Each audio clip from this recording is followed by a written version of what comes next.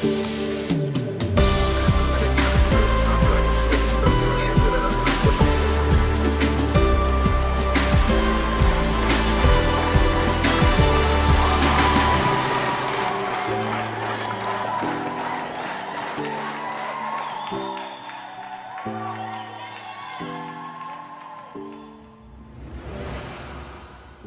think everyone that was involved in VID19 last year would remember Digby and Alicia for two absolute standout sessions.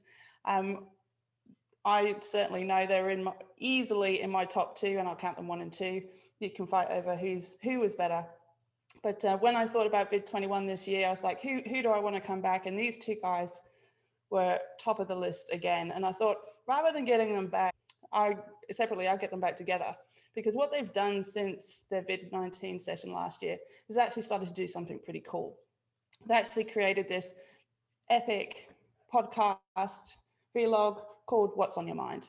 And as the world started to spiral out of control, they started to get together because they're both in Wellington and talk about strategy, talk about leadership, talk about change, talk about what was on their mind in weekly conversations. And it kind of, these short casual chats just started to go a bit nuts. I certainly laughed a lot. There was swearing. There was all kinds of shenanigans going on, and I love them both. So for the first time ever, What's on Your Mind live, and I cannot wait. Alicia and Digby, I'm going to bring you up on the stage just for you to start to riff on what's on your mind. Oh, Digby, we're under the Excellent. spotlight. Oh, yeah, it's hot and sweaty, and I love it that way. Cheers, everyone. Happy Friday, wherever you are in the world. And I've got a lovely scapegoat gin. What have you got, Alicia? Pinot Noir. It's a can't remember. Oh, it's at Last Shepherd. That will be Central Otago. There you go. Yeah, so we do it posh here in Wellington, don't we? Anyway, wherever you are, welcome. It's great to have you here. We would love to know, start off with, get your fingers going in the chat box. What's one word to sum up your general vibe right now? Right now, as of whatever time it is, wherever you are, what's the general vibe you've got? Happy, Julia. Happy. There's a happy. Nervous is Matt. Oh, man, nervous? Matt, we're not going to pick on you, buddy, unless you want us to. Hey, Joe, excited. Nearly drinky time. Well, it is. What's the time in Perth, Eva? It's like it's 3 o'clock, 2 o'clock. I think it's drinky time. Yeah, there you go. Nice. Fabulous. Yeah, awesome. Well, I tell you what, Matt. So all you need to do is get a co-presenter like Alicia and I have, and then the nerves just go away. Also, gin helps, I think, right? Hey, Diggs, what's your word? My word right now is sore. I've just been for a mountain bike ride, actually. No, I haven't ridden for probably 3 or 4 weeks, like hardcore. And I just went for a ride before this. And yeah, I'm sort of like, my body's going, yeah, you need to ride more often, buddy. I mean, the good news is if it hurts now, it's probably not going to hurt tomorrow. Like the DOMS is sneaky. So if it hurts already, like you're probably good. Oh. Yeah, I'm feeling like I'm good. And it's that good sore, that good sore where you go, hey, I've looked after, I've gone out and done something for my body. How about you, Alicia? I think they call that masochism, Diggs. I'm kind of vacant. Do you think that's going to be a problem for this? Yeah. Yeah. But, that's how we roll a little bit, right? We kind of go, I got nothing, you got anything? I figured you'd kind of start behind the scenes. Yeah, I can do that. The vacuum will be filled, no worries. So how are we going to roll this? What is this all about, Alicia? Well, I would be keen to know, out of all of the delightful, delicious people we've got, how many people here have actually seen a What's on Your Mind? Like, are we news or are we old news? Oh, okay. Oh, all right. Or not even news. Okay. All of them, says Joe. All of them. Whoa. Okay. I don't know how many we've done. 90? Like 60 something. Season 2, it's baby. A lot. Yeah, it's a lot. Watch them in replays. I think the format we've got tonight and kind of the story that sits behind What's on Your Mind is kind of interesting, because when I watch shit like that, I'm like, oh yeah, they've got like prompt cards and they've done research and they've done multiple takes. Is ours like that, Digby? No prompt cards around here. Research, what's that? Not sure. No. Yeah, we started this in my living room. It's like any good thing, it's either the garage or the living room, isn't it, really? Yeah. And at the start of lockdown, and we recorded it. And it was just a conversation about how we're feeling about this lockdown thing about a year ago. And from there, we thought, oh, that's kind of interesting. Maybe we should share this. And we started sharing it. What's funny, isn't it? Because like I vividly remember the conversation in the car. I was driving down. Remember, I lived at that really, really, really steep road at the time. So I was driving down that impossibly steep road, and you were on the car Bluetooth, and it was the week before we kind of clicked to COVID. And I'm like, oh, Diggs, things are getting weird. And you're like, yeah, things are getting real weird. And you're like, do you want to come over? And I'm like, yeah, I'll come over. And then Cam in the passenger seat is like, you should film that. And that's such a Cam thing to say, right? And we're like, oh, righto, I suppose we could film it. And it's just so, like, there's just so little intention in how it kicked off. And then I remember I was in Auckland on the Friday before lockdown, and we'd posted the first 10-minute clip on LinkedIn. And I was training all day, and I came out of the building and I opened my LinkedIn and I was like, whoa, what's going on here then? And we're like, oh, people care what we've got to say. Should we keep doing it? Okay. Yeah, and we have. And I think there's this amazing learning that goes on for us as well as everyone who's listening. So it is unscripted. We actually don't know what we're going to talk about. I don't care about anyone else, Diggs. I don't care about anyone else. I just like talking to you, and this is a good excuse to do it. Yeah, it's good. You know, by the way, no one's listening to us. They're all talking about what they're drinking in the chat. So if you're good with that, I'm good with that. Maybe we launch into our first one while they talk about what they're drinking. How about that? Have you thought about anything? No, I've got a half-baked thing. All right. Are you ready? By the way, before we jump into this, what we're going to do, folks, is we're both going to do a bit of a what's on your mind. So Alicia's going to ask me what's on my mind by the sounds of it. You're going to do that first, and then I will riff on that for, I don't know, 5-6 minutes. And then we will swap, and I will ask Alicia what's on her mind, which sounds like it's vacant at the moment. So it's interesting to see what pops up.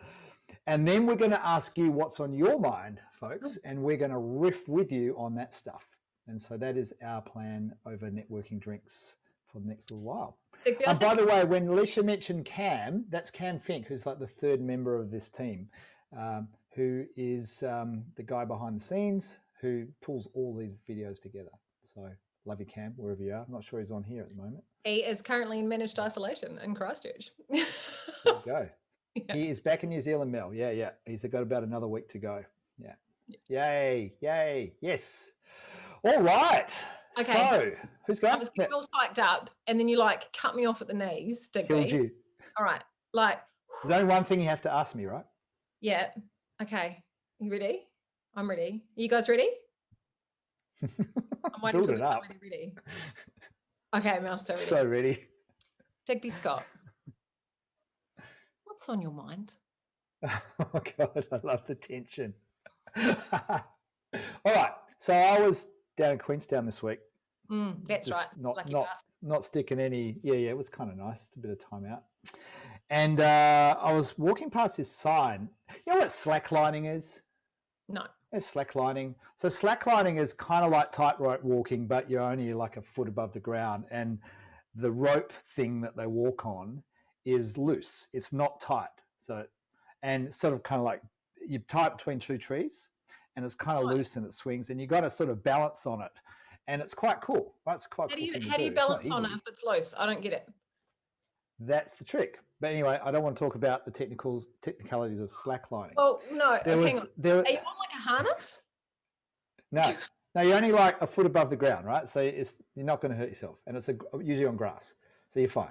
And the rope is wobbly. Yeah. And you've got to walk on it. Yeah, well, I didn't, but why not? Because there wasn't a slack line there. You've just taken me down a rabbit hole that I just did not plan to go to. How unusual is that? No one else knows what it was. Yeah, all right. So slacklining. Right. We know what slacklining is, right, team? Yeah, we do. Okay, you've just learned something, Alicia.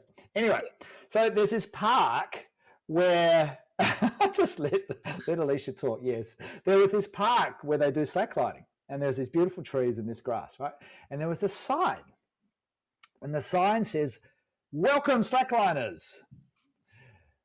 This park was planted, and the trees in it were planted in memoriam of people who died in the war. Not, I thought you were going to say people who died slacklining, and I'm like, that seems... No, that'd be bad. Yeah. So we would really appreciate, this is what the sign says, we would really appreciate it if you really were careful with the trees. And because these trees are really important, they mean a lot to the community, and we'd love you to slackline, and it's a really cool thing to do. Just be careful with the trees. And here are a couple of guidelines about how to do that, right? Now, what struck me about that sign wasn't no slacklining. It wasn't, hey, here are all the rules about what to do when you're slacklining. It was, hey, you are welcome. Good to see you here. Have a good time. We want you to be the best version of you that you can be, as opposed to, you're going to be a bad person. I'm going to tell you how not to be a bad person. The best version of you that you can be. No, but that's how I felt. That was the vibe that was coming from the sign, right? So it got me thinking about language. And you know how I'm a bit of a language police, right? And, you know, I really get hot on language. And so it got me thinking about the effect that that had on me versus the effect that a sign might have had on me that says, don't do this, don't do this, don't do this, with big red things and lines across them and all that kind of rubbish, right? And I know, and Eva's here on this session, and, you know, Eva lives in Perth, and in Perth, there's lots of signs like that at the beach in Perth. And I think it's kind of like an arse covering thing. And it's also a thing it's about, hey, you're probably a bad person, and we're going to make sure you're not a bad person. So I guess it's kind of my observation was, some signs are about boxing us in and telling us this is what you can and can't do, and the other one's about bringing us out to be the best version that we can be. Well, I think I'm just thinking about that from a leadership language. I don't even think they care about whether you're the best version of you.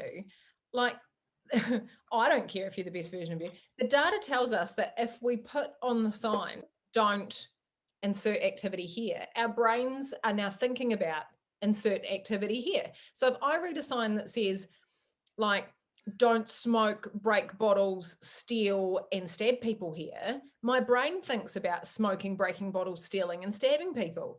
If That's the sign says love others or whatever, then you think about loving others. Like, so there's a leading prompt that comes with language, where once we've got an idea in our head, we don't even hear the don't. Spot on. Yeah, and I wonder how often, you know, if we're leaders or we're change makers or whatever, we are thinking about that. Yeah. Are we inviting, no, okay, let's not call it the best version of you, right? Let's just call it kind of like, be a better you, you know, like be the good you versus don't be the bad you, right? And are we, when we're using language to influence to people, to change, how conscious are we of doing it? And I think, I mean, particularly with council signs, usually it's the other way around. Yeah, because I just wonder how pervasive this is. No skateboarding, and I don't even skateboard, and I'm like, get me a skateboard right now. But do you know what I like about this, Diggs? I've got this whole theory that like 80% of people are good people, right? So it's this whole assume positive intent thing. And if you think about only 80%, God, that's 20% of bad people. Well, that's where I'm going. Wow. Okay. So, you know, Malcolm Gladwell, he wrote Talking to Strangers. And his whole theory in there is, okay, so most of the time people can be trusted, and every now and again they can't. Every now and again they're going to steal your car or they're going to beat you up. However, society only operates productively. It's like the prisoner's dilemma, right? When we all assume that we're not going to get beaten up and have our stuff stolen, because the net benefit of trust across the board benefits everyone. Whereas when we operate from the other, you know, from assuming negative intent, we go, well, we're probably going to get like beaten up, we're probably going to get our stuff stolen. Everyone loses, right? Yep. And so my theory is that, okay, if you just treat people like they're going to do the right thing most of the time, then you win. But there's more to it than that, because actually, if somebody is an asshole and they do want to do the wrong thing and treat you like shit, they still respond better if you treat them as though you expect good things from them than if you judge them. That's my point. Yeah, so and it's the same with kids, right? If I'm like, man, you're great, you're like, oh, maybe I can be great. Yeah, and I think it's, I mean, I think Jacinda's language versus ScoMo's language is interesting here, right? So I remember old Scotty from marketing when we're talking to Australia. Yeah, I don't know. I'm going to put it out there. Yeah, right. But I think that's one of the distinguishing factors between these two. It's the, hey, yeah, we expect the best of you. We know you're capable of it versus you bad person. Yeah. Right? And I'd be interested in the Aussies. Yeah. So thanks, Sue. That, you know, there's definitely a desire for people to steal Jacinda. But I think it's like, that sets a massive tone, cultural tone, eh? Yeah, and it's interesting reading some of these comments. So I think it was Mel that's put, you know, there's road safety signs. You know, there's a yeah. But I think we still miss a trick. I don't think it's common for us to think about this as policy. You know, we've got the nudge theory coming through there as well. I just think, man, this is such a powerful lever that we don't really pay attention to. Oh, but it's hard, Digby. Do you know why it's hard? It's because I knew you were going to say that. It's hard because we're all just like judgy assholes, right? And that starts in here. So no, only 20% of us are. Alicia. No, only 20%. No, we're all judgy. We're all judgy. So I'm judgy. You're judgy. You just think you're not. Like everyone's judgy, and because we're harsh on ourselves, we're harsh on others, right? And so there's a whole woke piece in here, and you'll like this because you're a woke man. There's a whole woke piece in here about. It kind of starts with you, like unless you've got your own kind of, yeah, I'm pretty good and I just like stuff it up occasionally. Unless you've got that going on, you can't project that outwardly.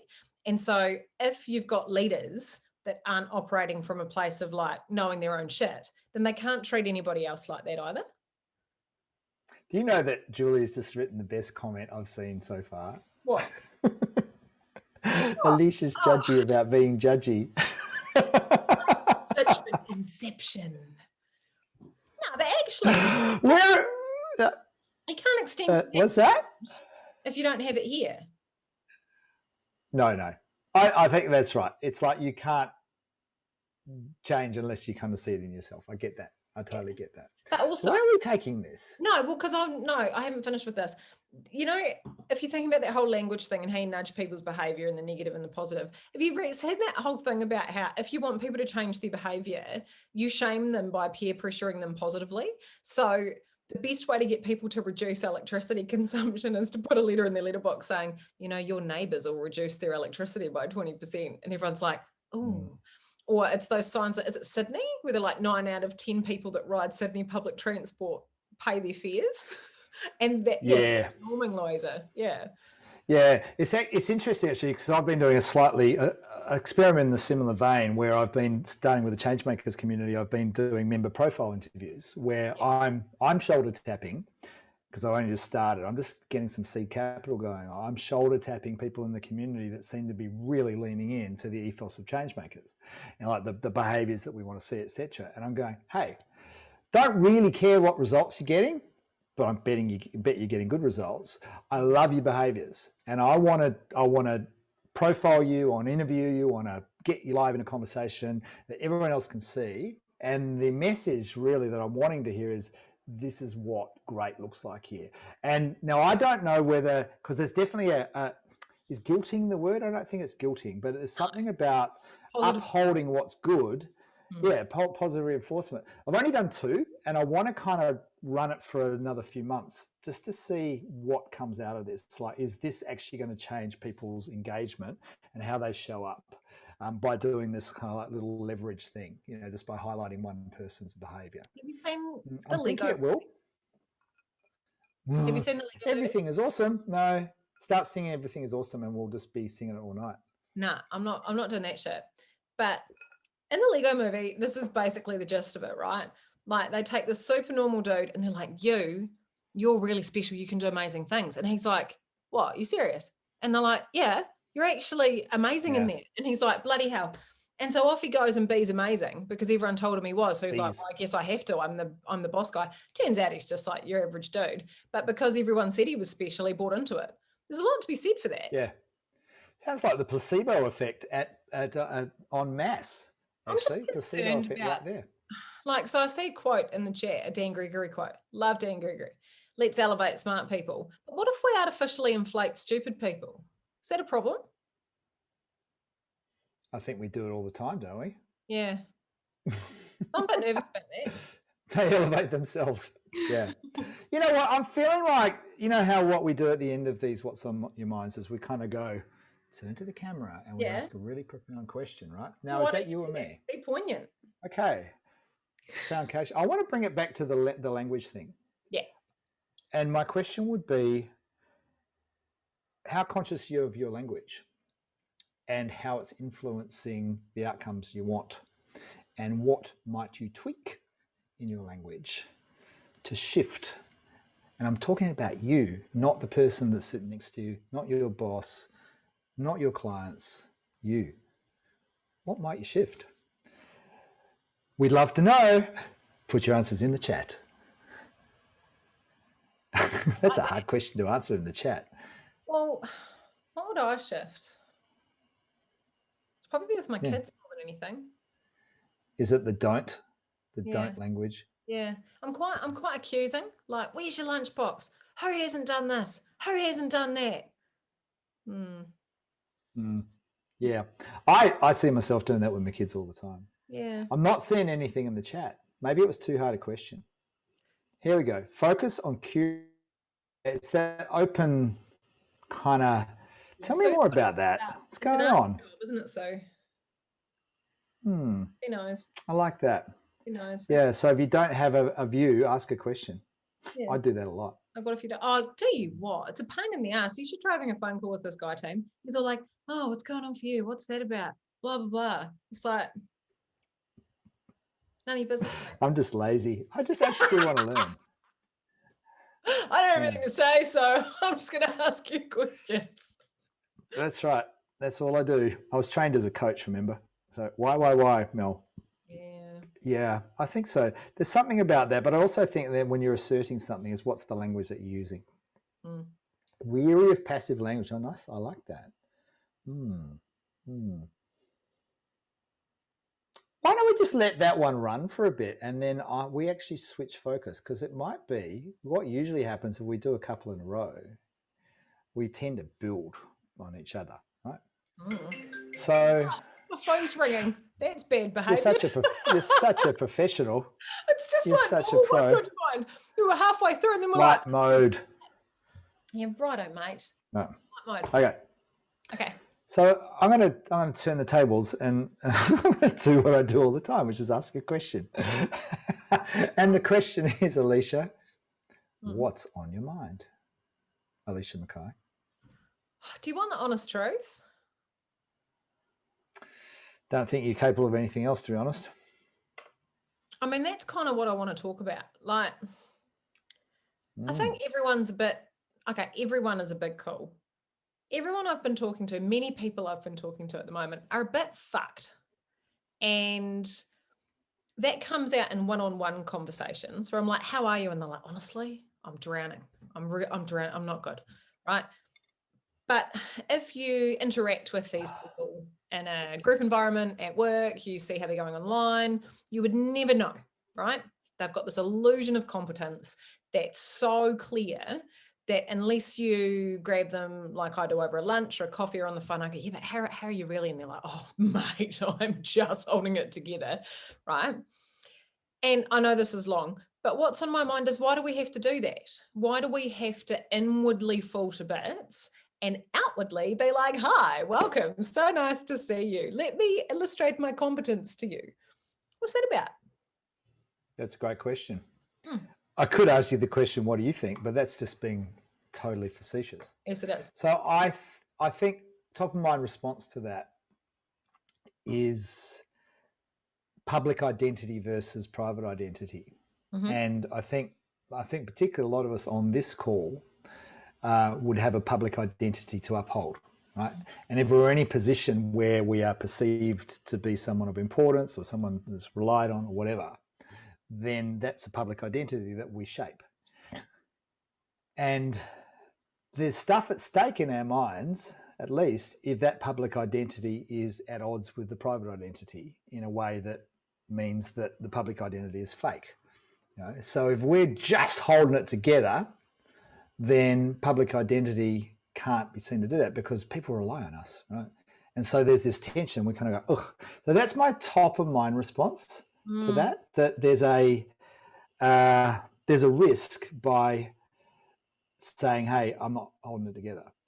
I personally think, in theory at least, it's massively powerful if you can selectively share what's going on. And why I say selectively, I remember this article from years ago called "Why Should Anyone Be Led by You?" It was a Harvard article.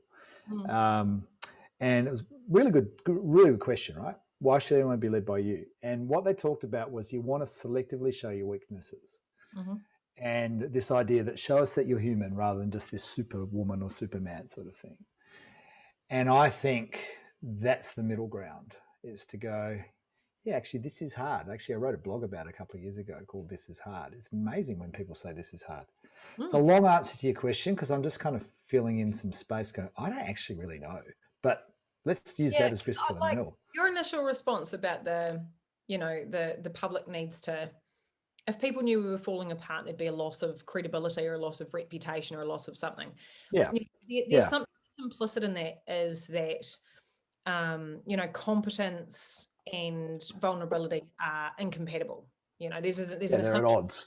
that goes that they must be mutually exclusive, that if you've got one, you don't have the other. And that's completely at odds with what we actually kind of know about trust and familiarity and vulnerability, right? So totally.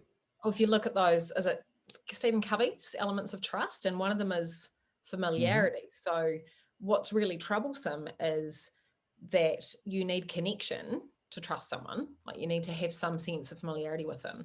And if they're like a superhuman, like if they're Beyonce, right, you can't connect with that. It's like when conferences get like the Olympian that cut off 3 of his legs and nearly died twice and then won a surfing competition and to speak. And it's like, you can do this too. And everyone's just sitting in the room like, I can't do that. I have no connection with who this person is. Whereas when there's an element, we're the same. Karen, sorry. Well, I think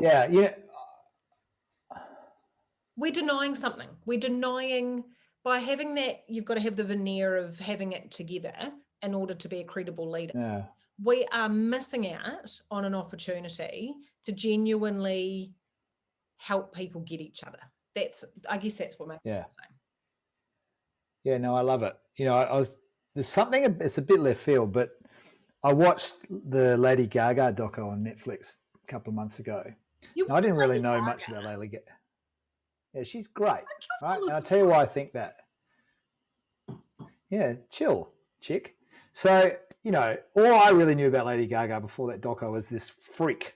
Like, she just wore this amazing, weird outfits, meat dresses and stuff, right? And I thought, she's a pretty weird chick, right? Now, I think she's an example of someone's gone, I need to connect with my fans in a different way. And so this doco just shows her completely vulnerable. Now, I don't know how much of that's scripted and acted out, whatever, but what I was drawn to was, oh my God, this is a real human being behind all this other stuff. And she's really cool. And I really like her. And I really want to know more about her. Right. And so there's something about a few of these pop star-y people are going, yeah, got to show the real. Okay. No, here's the problem with that. The problem with that is, it's like, first, I will reach a certain level of fame or seniority or importance by being impermeable. And then once I'm safely here, now I can be vulnerable because I'm good. I've already established fuck that. No, that's no good. That pisses me off. I agree. Yeah, and I agree. I think that's not going to be within reach of everyone, is it? There's also something about this. I think something else that fucks me off is I'll tell my story about in the past how it was hard, but I can't tell my story now about what's hard. Right? Yes. Because if you look at my bio on my website, I have a great origin story, which is all about the peaks and troughs and all the hard shit I went through and all that sort of stuff. And here I am today.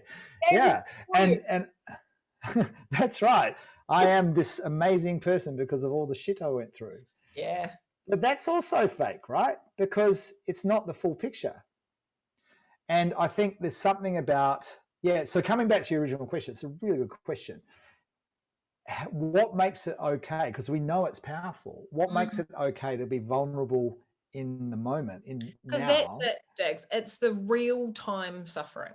How do we create the conditions for real time struggling, not retrospective, let me tell you how it all turned out hero's journey story, but the right now. So I've been experimenting recently with this idea of permission, right? So we talk a lot about giving people permission to fail, permission to be vulnerable, permission to connect, whatever that is. And I've been trying to think about stretching the boundaries of permission. What's permission about? So permission can be, you can, hey, you can do this. Yep. And then like what we were just talking about, the hero's journey version, permission can be, I did.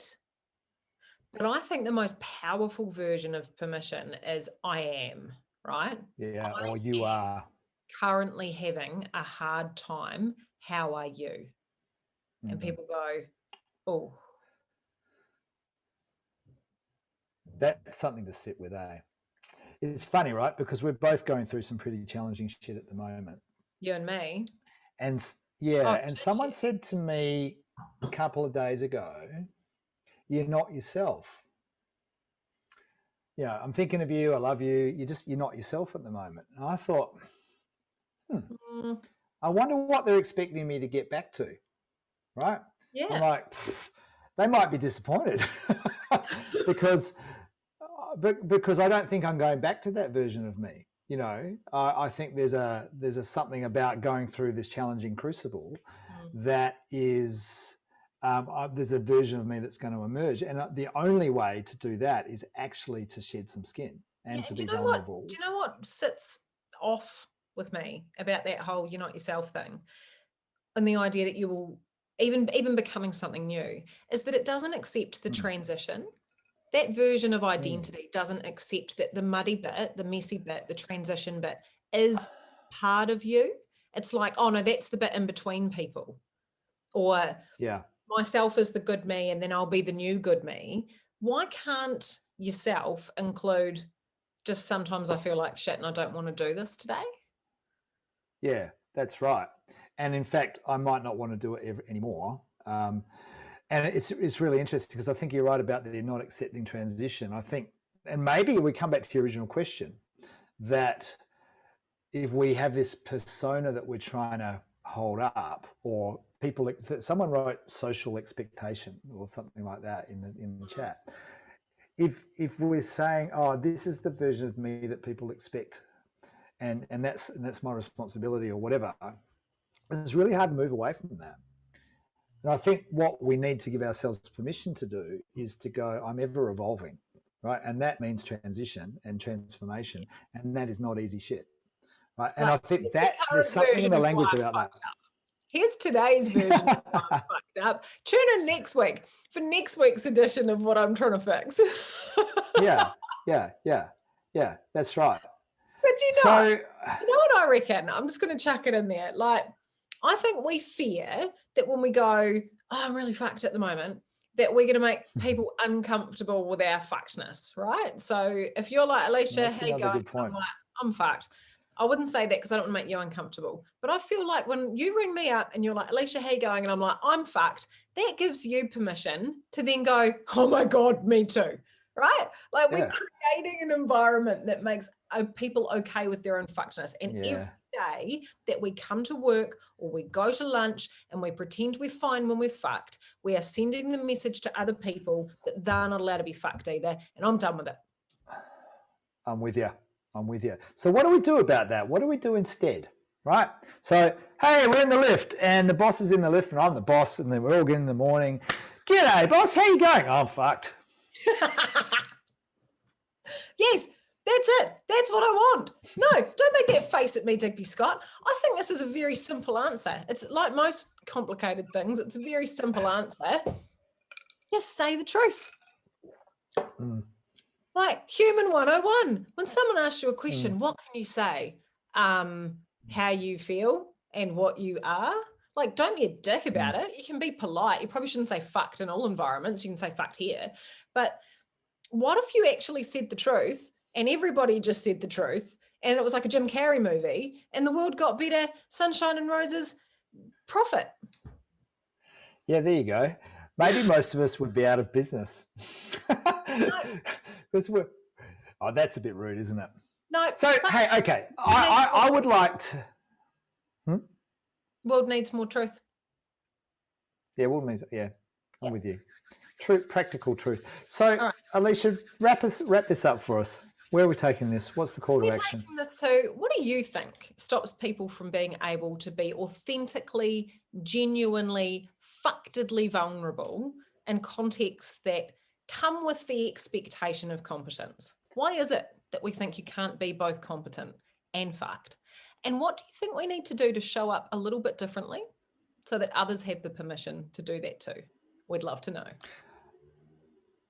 All right, and let's just scan some of the comments that I reckon actually answer that question, right? So I'm just having a look through what we've got here. Thank you, Julia. All right, my third book's going to be called I'm Fucked and So Are You. Far fewer fucks to give. Yeah. I'm just gonna write that down. Yeah. Well, what about we're all fucked and that's fine?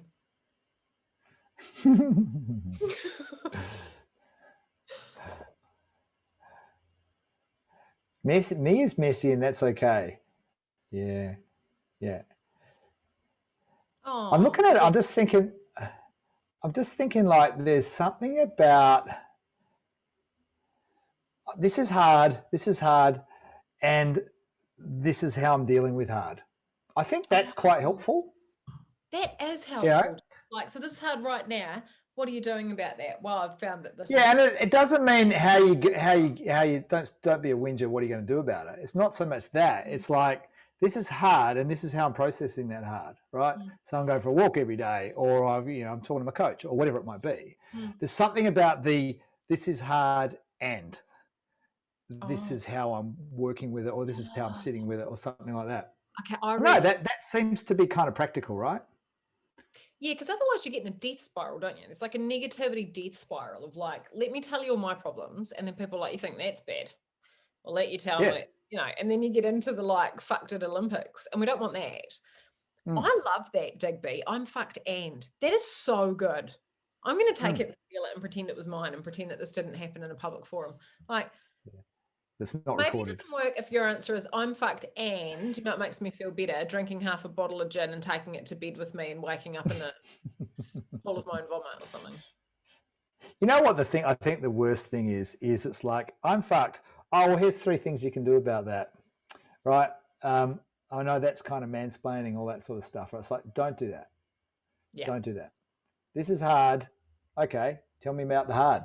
Yeah, it is hard. Gee, okay. How are you dealing with that? Yeah. Meet them where they're at, right? I think that to me is what works. With that. It's that bright spot thinking thing. Like when you feel least. Yeah.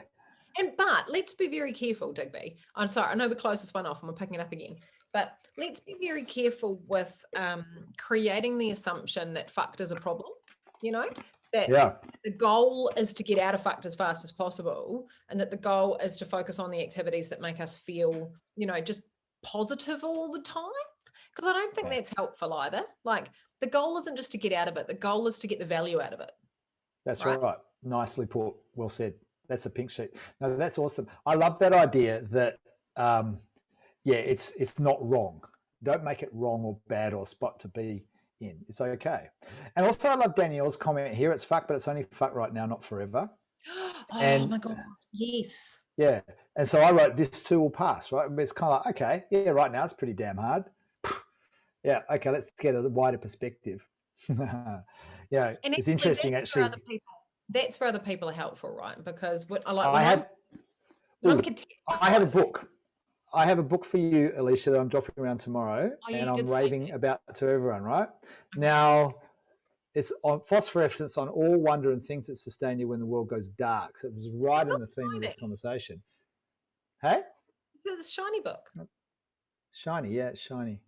It's beautiful. So I was in Queenstown on last couple of days. Did I say that? I was in Queenstown. Yeah, you mentioned and I was sitting there looking at the mountains, and you're going, you know what? Those mountains are going to be here long after I've passed. Like a million of my lifetimes, they will still be here, right? They don't actually care. Like they'll still be here. And so there was something about, put this in perspective, buddy. That's the word, eh? And that was really, really helpful. And so she talks about in this book this idea of awe and getting out into nature and in mountains and beautiful places and seeing the stars and all that as a way of just putting stuff into perspective. Okay, so like, yeah.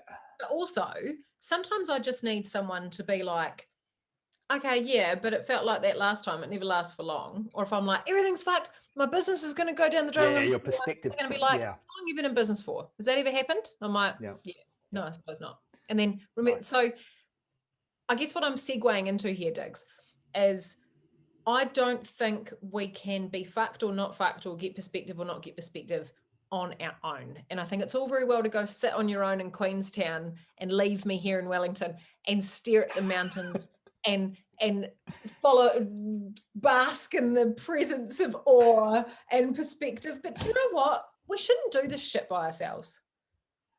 Let's bring these people into this conversation. All right. I agree with you. I'm going to come around tomorrow and we'll do it together. Okay. So there's, I think, a segue there into let's have a conversation about VID21. Oh. So, yeah, can we go there now? Oh, we can. Right, we've got about 20 minutes, right? Yeah. I don't know how I'm going to do this because I've finished my gin. But anyway, so what we're curious about is what's on your mind. So you've presumably been to a few of the sessions and they've got you thinking. What have they got you thinking? What themes are popping up for you that you've gone, that's interesting. That stuck with me. And there's another one, there's that stuck with me. What's on your mind? Because we would love to just riff off stuff that you share with us now about what you've come across in VID21 so far. So what's on your mind? What's come up for you that you think, yeah, that's pretty cool? Pop some thoughts into the chat. And we will shut up, won't we, Alicia? I don't know, Digby, you're still going, mate.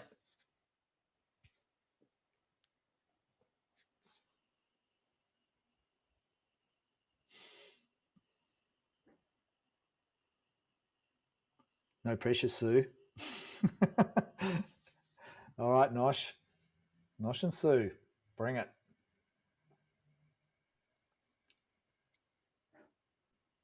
Nosh is not revealing. Apparently, I know it. Apparently, I know it all. According to Sue, no, I don't. I think I've not been able to attend a lot of the sessions. I'm actually driving, so I'd shut my cam off because I didn't want you guys to get crazy. I haven't. The things that I've have trended for me. I think Andy Kaufman's session was pretty good. Kimberly session was very good. But I think what's interesting is last year, when it was back to back, I was able to concentrate more compared to this year. I think people are less get off the mute. There is still that happening. Trends from, go on, sorry, were you saying something? Oh no, I'm interested in what you're saying. I think we are kind of gravitating, going back to our busy lives, and that is not what I am looking forward to. In fact, I hate to say this, but get a freaking another lockdown before humanity goes back. I'm so with you, Josh. I love that you've brought this up. So here's what I think's awful. Not only are we going back to just whatever life was 18 months ago, but we're not in very good nick. So we're going back to a way that we lived 18 months ago, but we are not equipped to cope with this anymore. And the 12 or 18 months of just ambiguity and challenge and lockdown and change and disruption has lowered all of our capacity for this shit. And now we're going to try and go back to 110%. And it is a big old problem waiting to happen, in my opinion. Can I do a counterpoint to that? Please. I tend to agree in some ways. So when you say lowered our capacity, I wonder about is the word capacity, or is it just our ability to act to our capacity, right? So I actually think we can handle more than we are able to. well, than we think we can at the moment, right? I think what's got in the way, and maybe this is just semantics, but I think we are able to handle complexity. I just think that we've got so many familiar patterns in society and our cultural norms. A lot of people have written about cultural norms in the chat, that we're allowing ourselves to fall back. Whereas in fact, I actually don't think we're that far off having a new way of operating if we wanted it. I think what's missing is some alternative examples. And I'm with you, man, because I think bring back lockdown for another round, and not like a week lockdown, but like another month or whatever. Maybe we need to talk to more people in Victoria, Julia. But there's something about, and this is maybe going to our meta conversation, Alicia, around the value of really productive reflection. Right, to be able to go, okay, we had this lockdown thing, and we okay, so what are we actually going to put in place that's going to help us do different? Right? Well, because right now we've gone, thank God that's over.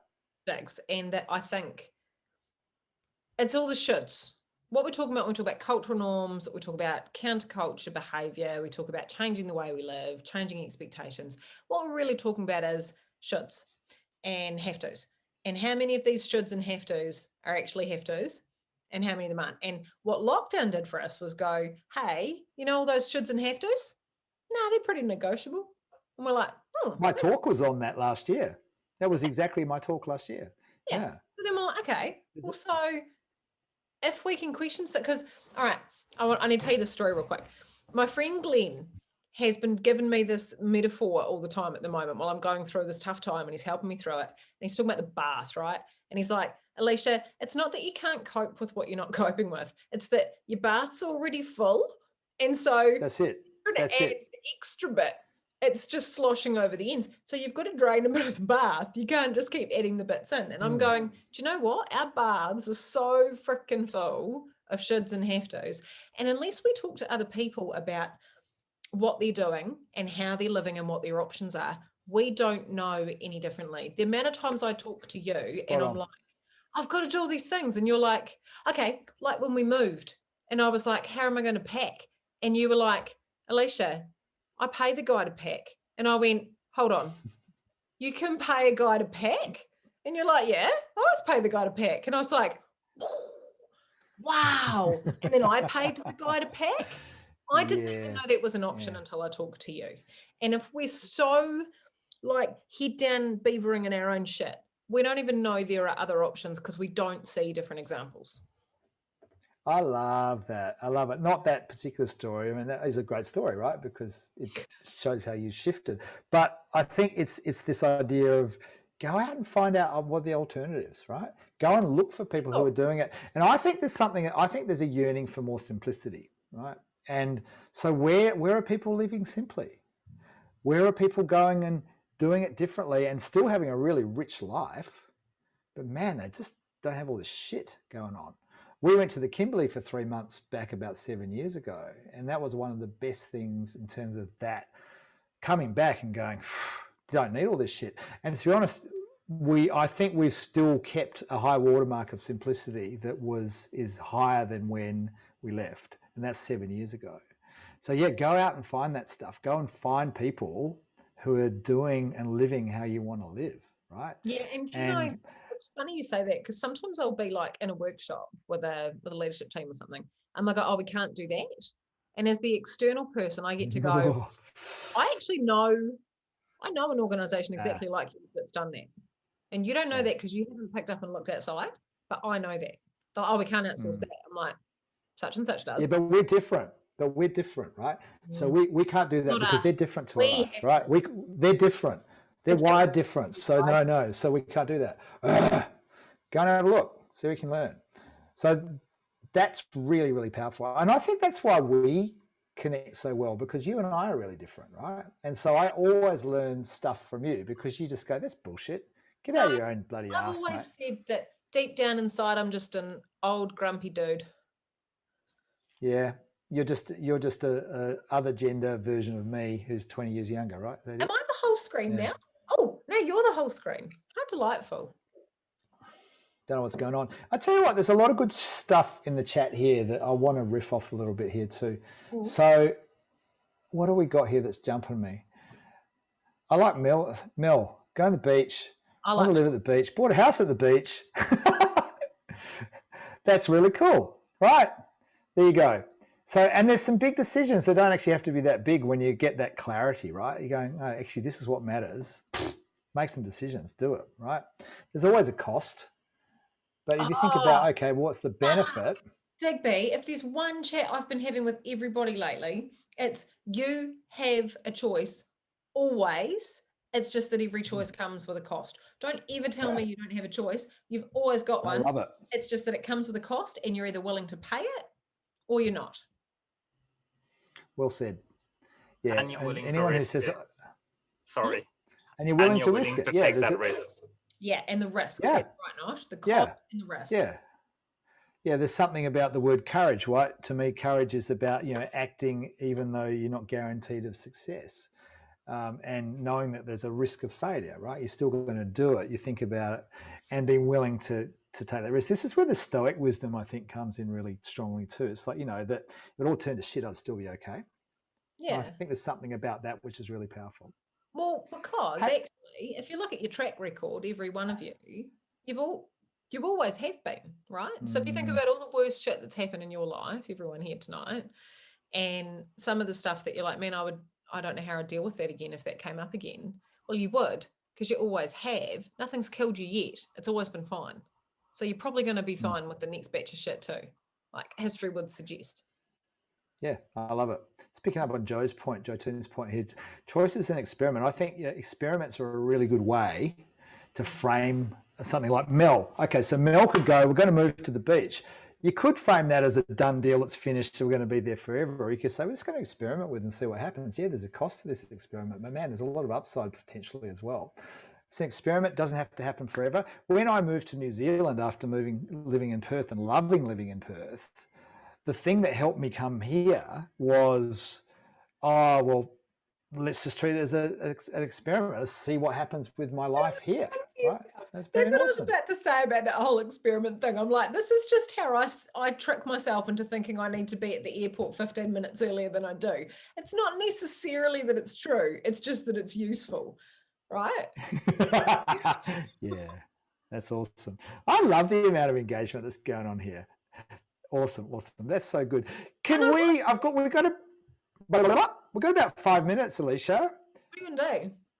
I reckon we want to meta it. I was just thinking about micro bravery. Sorry, I got stuck in the chat. Like, micro bravery is so cool. What's the tiny little brave thing I can do? That's great. What a cool concept. Yeah, it's like going to the gym every day rather than once a month. Every day, just a little bit builds up your muscles, right? Do you want to come to the gym with me tomorrow, Diggs? No. I've been mountain biking today. I've already done my exercise and I'll be sore tomorrow. Awesome. Nosh has been going to the gym. All right, so. Gains. Get in gains, Nosh. So, I am getting you on task, Miss McKay. All right, so what we love about What's on Your Mind is that it's a chance for us to get out of our day-to-day busy bullshit, shit fucked up lives and make sense of it, right? And sort of stand back and go, yeah, some shit's been happening. What sense are we making of that shit? What might we do next, right? Or it's really just for Alicia and I, right? You guys are sort of, it's what's the word? Cathartic. Collateral. Cathartic. It's cathartic for everyone. Anyway, but we've realised. Yeah. Yeah. So we've realised that there's so much value in this. But I know you think the same. I think with me, it's just like when we're in work, we're so busy that we don't have time for sense making. We have time for delivery, but we don't have time for discovery. And I think you know the thing, Diggs, talking to you, sometimes I'm like, I don't have time for this shit. I don't have time to talk to Digby this week. I don't have the energy for this. And every time I do it, I leave with more. I feel better. I see things differently. Like it's energy giving when we get to have the chat about. And what I like about our chats and where I think this needs to go is we don't talk about, hey, what's the project you've got? How many emails have you got? How did you go with that thing? We're like, but what does it mean? Or isn't it interesting how? Like those zoomed out big picture chats that we get to have. If I didn't have them with you and my friend CV over a wine, I don't know where I'd get them, and I think my life would be shit for it. And I don't know that everyone does get them. No, that's right. And it pisses me off in most workplace cultures that this isn't valued, right? And so a call to action that I would love to make to you folks here is, how can you be a champion if you value this stuff, right? You're here, I think, because you value it, is how do you create that space for you and others at work? And level one is go for a coffee. Pretty straightforward, low investment, low investment time and money, whatever, right? Level two, though, I think is where you get more leverage. And there's something about, let's get a bunch of people together to have a sense-making conversation. It might be 3, right? But it might be for an hour, not, 20-minute coffee, right? With a little bit of structure, maybe. I don't know. So what I'm saying is, how do you have sense-making conversations at work, and how can you create more of them? That would be my question and challenge, because I think most cultures, we don't have enough of that going on. And so I'm kind of curious about whether there's time to put it in the chat or whatever. I'm curious about what can you be doing to create more sense making, like a what's on your mind sort of flavor thing at work. Do you know, Diggs, I had a mentoring session today. It was quite sad because it was the last one. It was a mentoring client that I love, and it was our last one together. I was like, oh. Anyway, the question I left him with, as we came to the end of it, is I said, well, so we're finishing up, you and me. And I said, so I want you to think about who expands you. When you spend time with them, who expands you and pushes you just a little bit further? Who stretches you? And how can you get more of that in your life? And he was like, fuck, I don't know if I'm relying on you to stretch me. And I'm like, well, we're done, mate, unless you're going to pay me for another year. So could I flip that? A friend of mine, Nick Petrie, he talks about each one teach one, right? Meaning that you might have learned something. And so this idea of, well, who could you go and share that with? And how could you make sense of that together to help them learn, right? I like you. That's better. That is better. I like you. Who can you expand? Yeah, and in Maori, there's this idea of ako, AKO, which the way how I translate that is, ako traditionally is talking about teaching, but really what it means is it's about teaching and learning at the same time. And I think that's what you and I do for each other, right? Yeah. How do we get a bit more ako going on in our world? Right? How can you teach and learn? How can you expand yourself and expand others? How can you build reflection in a useful, expandy, learny way into your lives? That's why you have to start a podcast, because that's the only way I get it. It's the only way you can squeeze it in. All right. So we are pretty much up on time. Hey, Julia.